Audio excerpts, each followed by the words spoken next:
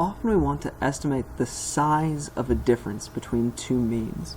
So we're going to use the same basic approach to confidence intervals that we've used before for proportion or differences between two proportions.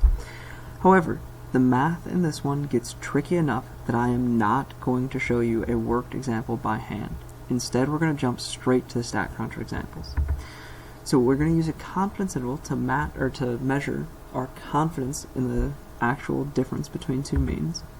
This is going to be the region where we expect the true value, so this is the true difference between the two means, with X% confidence, where X is whatever confidence interval we're interested in. So this example, we sampled a bunch of heights by sex. So we collected from 22 men, so that's our N here, and 33 women, their heights. For men, their heights were, on average, 70 inches, with a standard deviation of 3 inches.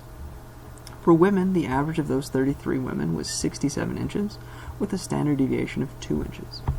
So if we want to calculate a 90% confidence interval, what we do is go to statCrunch, go stat, t-stats, so remember we're doing means, so it's always going to be t-stats, to sample with summary. So we're going to enter in the values here. So I gave sample 1, or I gave males first, so that's going to be the sample 1. So for the men, we have a mean of 70, a standard deviation of 3, and a sample size of 22. For the women, the numbers I gave were a mean of 67 inches, a standard deviation of 2 inches, and a sample size of 33. Now I want to be very, very obvious about this.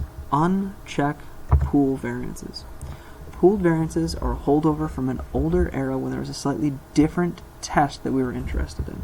We do not care if the values are if the standard deviations of the two distributions are the same or not.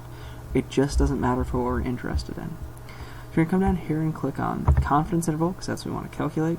Change this to 0.90, because we're calculating a 90% confidence interval. Click compute. And this output should look very similar to the 90% confidence interval we calculated from the difference in proportions.